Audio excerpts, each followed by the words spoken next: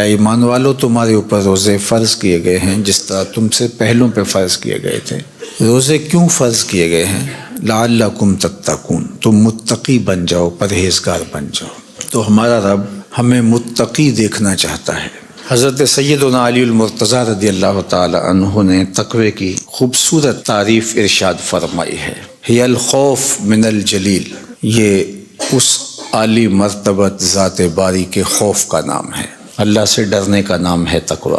وہ صرف ہمارا خالق ہی نہیں، ہمارا مالک و رب ہی نہیں، ہمارا محبوب بھی ہے۔ والذین آمنوا اشد حبا للہ، ایمان والے اپنے رب کو ٹوٹ کے چاہتے ہیں، شدید محبت کرتے ہیں اپنے رب سے۔ تو جس سے محبت کی جائے تو اس کی ناراضگی سے ڈرا جاتا ہے، اس کے تو تھوڑے سے تیور بدل جائیں، اس کا التفات کم ہو جائے تو زندگی اجڑنے لگتی ہے۔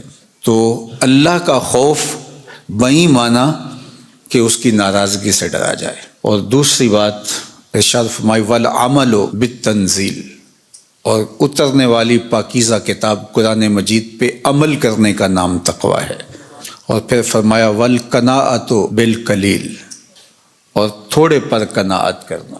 اللہ اگر زیادہ عطا فرما دے تو اس پہ شکر کرنا چاہیے، اور شکر کرنے سے نعمت فزوں تر ہوتی ہے، نعمتیں بڑھ جاتی ہیں۔ لیکن اگر اللہ زیادہ عطا نہیں فرماتا تو وہ خوب جانتا ہے کہ میں نے اپنے بندے کو کس جگہ رکھنا ہے، تو بندہ اس پہ راضی رہے کہ میرے مالک میں اس پہ راضی ہوں جس جگہ تو مجھے رکھنا چاہتا، تو اس کو قناعت کہتے ہیں۔ اور یہ تقوی ہے کہ اللہ پر بندہ ایسے راضی ہو جائے کہ اس کی عطا کردہ ہر نعمت پر وہ زیادہ ہے تب بھی راضی ہو، کم ہے تب بھی راضی ہو۔ تو جب اللہ پر یقین پختہ ہو جاتا ہے تو پھر اس کی تقسیم پہ بھی بندہ راضی ہوتا ہے۔ اور جس کو صبر کی دولت نصیب ہو گئی اس کی زندگی سوکھی ہو گئی، اور جس کے پاس صبر کی دولت نہیں ہے، قناعت کی دولت نہیں ہے، وہ کھرب پتی بھی بن جائے نفس کی کمینگی ختم نہیں ہوتی، چونکہ بریک تو ہے ہی نہیں یہاں۔ جتنا بھی مال و دولت مل جائے اگر قناعت نہیں ہے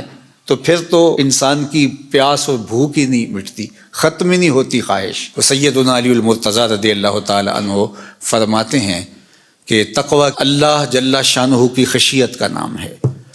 تقوی قرآن مجید پر عمل کی توفیق کا مل جانا ہے، تقوی اللہ کے دیے پر راضی ہو جانا ہے۔ چوتھی چیز جو تقوی کا جز آپ نے بیان فرمایا والاستعداد لیوم الرحیل، جو رحلت کا وقت ہے، دنیا سے جانے کا وقت ہے، اس کے لیے تیاری، یہ تقوی ہے۔ اگر ہمیں یہ چار چیزیں نصیب ہو گئیں تو سمجھو اللہ نے تقوی کا نور نصیب فرما دیا۔ اور یہ میرا اور آپ کا مقصود ہے، ہمیں جن نیکیوں کی ترغیب دی گئی ہے ان میں سے سب سے بڑی نیکی ہے کہ ہم تقوی اختیار کریں، اور ہمارا رب چاہتا ہے کہ ہم متقی بن جائیں۔ تقوی کی ایک اور تعریف بھی کی گئی ہے، اور وہ بہت خوبصورت تعریف ہے کہ تمہارا رب تمہیں جہاں دیکھنا چاہتا ہے تم وہاں پائے جاؤ، اور تمہارا رب جہاں تمہیں نہیں دیکھنا چاہتا تم وہاں نہ پائے جاؤ، تقوی اسے کہتے ہیں۔ تمہارا رب تمہیں مسجد میں دیکھنا چاہتا ہے 5 وقت، تمہارا رب تمہیں خیر کے کاموں میں دیکھنا چاہتا ہے، تمہارا رب تمہیں بیمار کے سرہانے دیکھنا چاہتا ہے، تمہارا رب برہنہ بدن اور بھوک اور پیاس سے تڑپتے ہوئے لوگوں کی مدد کرنے کے لیے ان کی دہلیز پر پہنچا ہوا دیکھنا چاہتا ہے، تمہارا رب تمہیں خیر کے کاموں میں منہمک دیکھنا چاہتا ہے، وہاں تم پائے جاؤ، وہاں سے غیر حاضری نہ ہو۔ اور جہاں تمہارا رب تمہیں نہیں دیکھنا چاہتا تو وہاں تم پائے ہی نہ جاؤ۔ تمہارا رب تمہیں کسی ایسی جگہ پہ نہیں دیکھنا چاہتا جو تمہارے منصب کے لائق نہیں ہے، اس نے تمہیں دست قدرت سے بنایا ہے، اللہ اکبر۔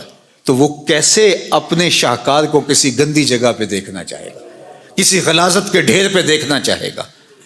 جہاں بدکاریوں کا ماحول ہوگا وہ اپنے شاہکار کو وہاں کیسے دیکھنا چاہے گا؟ تو تقوی یہ ہے جہاں تمہارا رب تمہیں دیکھنا چاہے وہاں تم پائے جاؤ، اور جہاں تمہارا رب تمہیں نہ دیکھنا چاہے وہاں تم موجود نہ پائے جاؤ۔ اگر یہ دولت حاصل ہوگی تو سمجھو اتقاء کا نور نصیب ہو گیا۔